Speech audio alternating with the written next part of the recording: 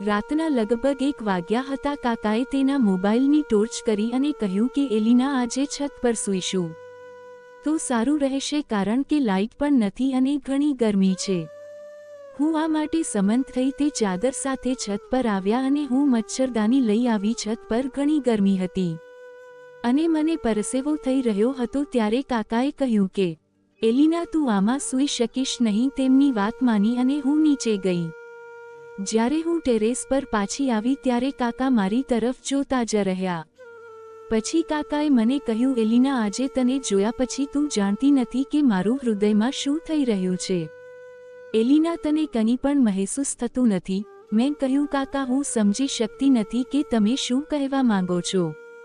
હું જાણી જોઈને અજાણ બનતી હતી. પછી કાકાએ કહ્યું કે જ્યારે પણ તારી કાકી આવી રીતે મારી સામે આવે છે ત્યારે હું મારી જાતને નિયંત્રિત કરી શકતો નથી. આજે જ્યારે મેં તને આવા કપડામાં જોઈ ત્યારે મારું હૃદય અંદરથી બેચેન થઈ ગયું છે.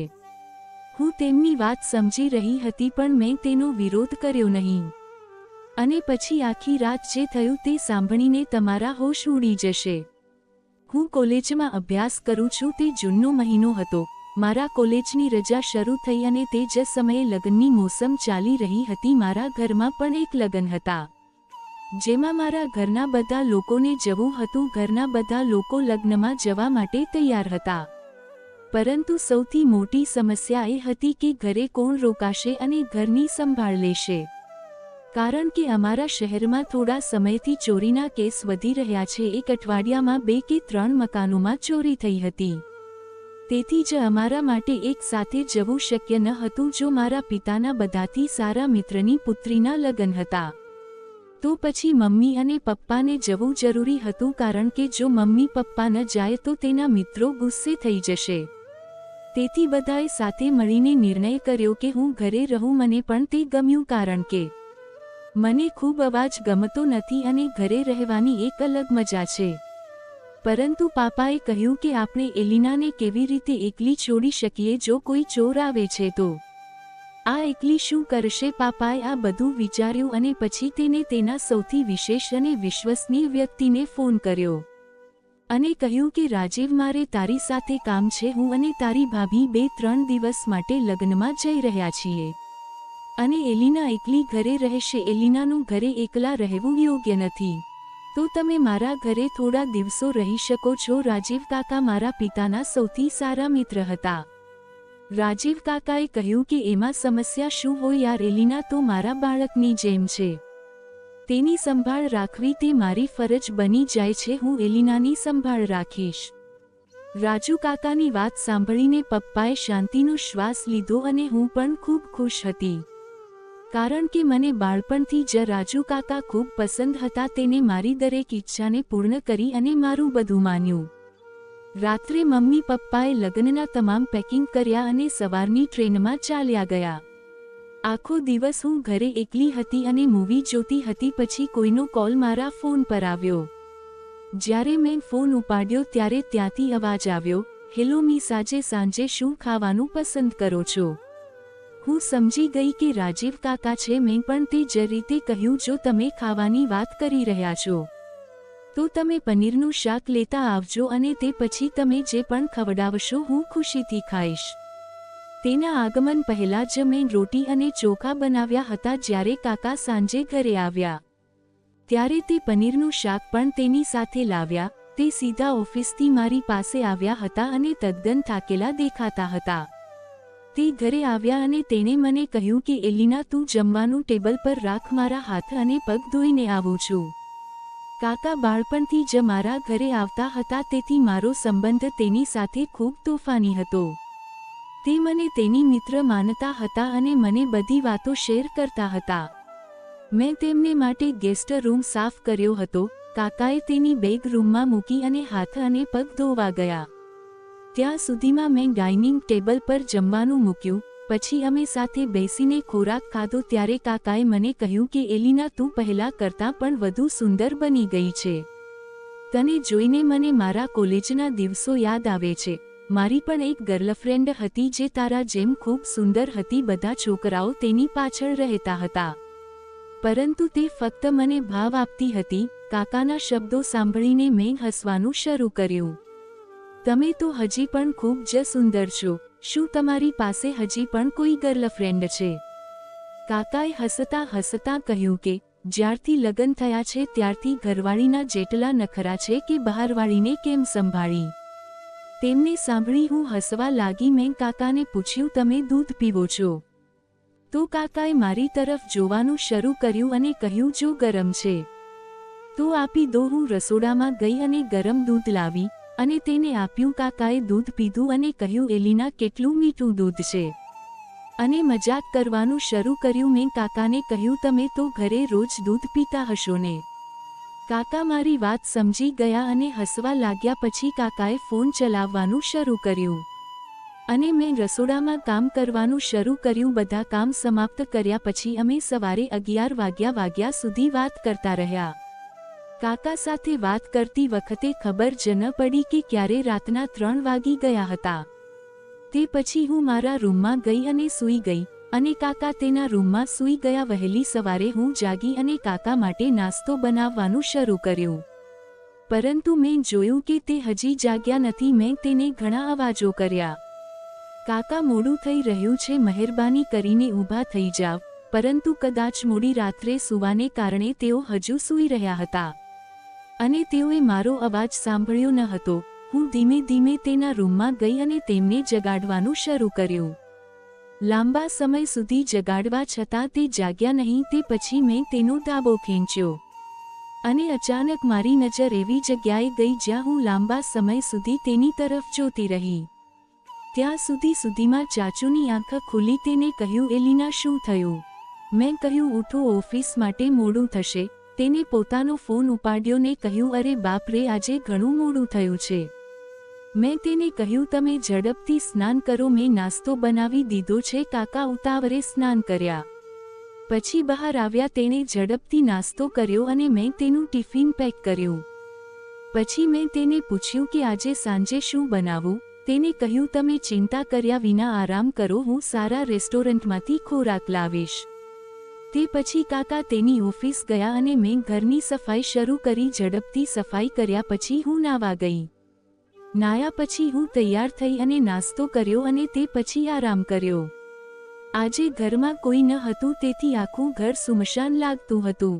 મને તે બિલકુલ ગમ્યું નહીં. સમજી શકતી નહોતી કે શું કરું. બપોરે 3 વાગ્યા હતા. મેં વિચાર્યું કે હું થોડા સમય માટે અભ્યાસ કરીશ. મેં સાંજે 5 વાગ્યા સુધી અભ્યાસ કર્યો અને તે પછી મને ખબર નહોતી કે ક્યારે મને ઊંઘ આવી ગઈ. 1 કલાક પછી જ્યારે હું જાગી ત્યારે મેં જોયું કે ચાચુના આવવાનો સમય થઈ ગયો છે. હું સૂતા પરસેવાથી પલળી ગઈ હતી, તેથી મેં વિચાર્યું કે ચાલો સ્નાન કરીએ. સ્નાન કર્યા પછી મેં એક સુંદર ડ્રેસ પહેર્યો. થોડો મેકઅપ કર્યો કારણ કે હું તૈયાર થઈ રહેવાનું પસંદ કરું છું. ત્યાં સુધીમાં ચાચુ આવી ગયા હતા. જ્યારે તેઓએ મને અવાજ આપ્યો ત્યારે હું ઓરડામાંથી બહાર આવી. હું બહાર આવી તો ચાચુ મારી તરફ જોતા જ રહ્યા ને કહ્યું, ઓ વાહ એલિના, આજે ગુલાલની પાંખડી જેવી લાગે છે. તને જોઈ મને મારી યુવાનીના દિવસો યાદ આવી ગયા. તેના મોંમાંથી મારી પ્રશંસા સાંભળીને મને ખૂબ સરસ લાગ્યું અને મને સમજાયું કે આજે ચાચુ મારી તરફ એક અલગ નજરે જોઈ રહ્યા છે. પરંતુ ચાચુએ તેની બેગની પાછળ છુપાવી દીધો. તે મને કાળજીપૂર્વક જોતા હતા અને મને ખૂબ સારું લાગ્યું. તેના મોંમાંથી મારી પ્રશંસા સાંભળીને એવું લાગ્યું જાણે કે મારી અંદર આગ લાગી ગઈ છે. પરંતુ હજી પણ હું શાંત રહી કારણ કે તે મારા કાકા હતા. તે પછી તે કહેવા લાગ્યા, એલિના, હું એક ફેમસ રેસ્ટોરન્ટમાંથી તારા માટે જમવાનું લાવ્યો છું. તને તે ખૂબ ગમશે. મેં કહ્યું, તમે તમારા હાથ અને પગ ધોઈને આરામ કરો. ત્યાં સુધીમાં હું ખોરાક પીરસું છું. તે સોફા પર બેસી આરામ કરવાનું શરૂ કર્યું. હું રસોડામાં ગઈ જ્યાં ચાચુ બેઠા હતા. ત્યાંથી રસોડું સ્પષ્ટ દેખાતું હતું. હું ફરી પાછળ વળીને જોતી હતી. તે મને જ જોઈ રહ્યા હતા. મને તેનું આ રીતે જોવાનું પસંદ આવ્યું કારણ કે તે બાળપણથી જ મારા પ્રિય હતા. તે મારી સાથે ખૂબ જ ખુલ્લેઆમ વાત કરતા અને મારી સાથે સમય પસાર કરતા. તેનું મને આ રીતે જોવાનું સારું લાગ્યું. હું ખોરાક પીરસતી હતી કે લાઇટ ચાલી ગઈ ગરમી એટલી હતી કે હું પરસેવામાં સંપૂર્ણપણે ભીની હતી અને હવે ચારે બાજુ અંધારું હતું. ચાચુએ તેના ફોનની ફ્લેશલાઇટ ચાલુ કરી અને રસોડામાં આવી અને મને કહ્યું કે એલિના આજે ખૂબ જ ગરમી છે. મેં કહ્યું હા ચાચુ, અને લાઇટ પણ ચાલી ગઈ છે. મારા ઘરમાં કોઈ ઇન્વર્ટર નથી. ચાચુએ મને ફ્રેશ લાઇટ બતાવી અને મેં રસોડામાં એક મીણબત્તી સળગાવી. તેણે કહ્યું કે એલિના, તમે પરસેવામાં પલળી ગયા છો. શું હું તમને થોડી મદદ કરી શકું? હું પણ ખૂબ જ અસ્વસ્થ હતી. તેથી મેં કહ્યું હા ચાચુ, તમે બસ મને પ્લેટ કાઢી આપો. વાત કરતાં મેં બંને ખોરાક પીરસ્યો. ત્યાં સુધીમાં લાઇટ પણ આવી અને ચાચુ મારી તરફ જોવાનું શરૂ કર્યું.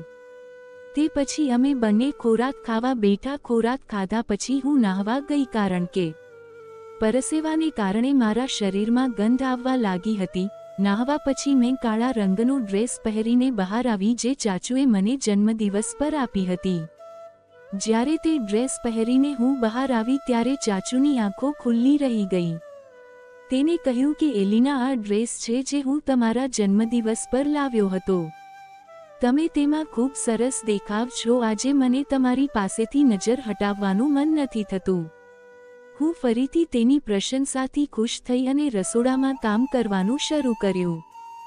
જલ્દી હું કામ પૂરું કર્યા પછી બહાર આવી તો ચાચુએ બૂમ પાડીને કહ્યું, તારા વાળ પર કોકરોચ છે. તેને મોઢેથી બૂમ પાડી તો હું તેને ગળે લાગી ગઈ, કારણ કે કાકા મને બાળપણથી જ ઓળખે છે. તેને ખબર હતી મને કોકરોચથી બહુ ડર લાગે છે. મારી ગભરાહટ જોઈને તે હસવા લાગ્યા અને કહ્યું, એલિના, હું તો મજાક કરતો હતો. તું ખરેખર ડરી ગઈ. મેં કહ્યું, તમે જાણો છો કે હું કરોડિયાથી કેટલી ડરું છું. તો પણ તમે મારી સાથે મજાક કેમ કરી? હું હજી પણ તેને ગળી લાગેલી હતી. પરંતુ હોશ આવતા હું તરત જ તેની પાસેથી દૂર ગઈ અને કાકાને કહ્યું, માફ કરજો. તો કાકાએ કહ્યું, અરે પાગલ, અમે બંને મિત્રો છીએ તો આ ચાલે છે. અને હું તો તને નાની સાડી માનું છું. આ કહીને કાકા હસ્યા. તે પછી તેણે કહ્યું કે એલિના, તું આજે મારી સાથે સૂઈ જા, કારણ કે તું ખૂબ ડરી ગઈ છો. મેં થોડીવાર વિચારવાનું શરૂ કર્યું. પછી શાંતિથી તેની નજીક બેઠી, પણ ફરી એકવાર લાઇટ ચાલી ગઈ. અત્યારે લગભગ 11 વાગ્યા હતા. કાકાએ કહ્યું, જો આપણે છત પર જોઈશું તો તે સારું રહેશે. હું પણ માની ગઈ. તે ચાદર સાથે છત પર આવ્યા અને હું મચ્છરદાની લાવી. છત પર પણ ઘણી ગરમી હતી અને વીજળી હજી આવી ન હતી, તો અમારી પાસે બીજો કોઈ વિકલ્પ ન હતો. થોડા સમય પછી હું ફરીથી પડસેવાથી ભીની થઈ ગઈ. જ્યારે હું છત પર આવી ત્યારે ચાચુ મારી તરફ જોતા રહ્યા. ચાચુએ મને કહ્યું કે આજે તને જોયા પછી ખબર નથી મારા હૃદયમાં શું થાય છે. એલિના, તને કંઈક મહેસૂસ થતું નથી? મેં કહ્યું કે ચાચુ, હું સમજી શકતી નથી. તમે શું કહેવા માંગો છો? હું જાણી જોઈને અજાણ બની રહી હું. ચાચુએ કહ્યું, જ્યારે પણ તારી કાકી આવી રીતે મારી સામે આવે છે ત્યારે હું મારી જાતને નિયંત્રિત કરી શકતો નથી. આ સાંભળીને મેં મારી નજર નીચે કરી લીધી. પછી ચાચુએ મને તેની નજીક બેસવાનો ઈશારો કર્યો. તેથી હું તેની નજીક બેઠી. ચાચુએ મને પૂછ્યું, તારો કોલેજ બોયફ્રેન્ડ છે? મેં કહ્યું, ના, મારું કોઈ બોયફ્રેન્ડ નથી. હું મારા અભ્યાસમાં વ્યસ્ત છું.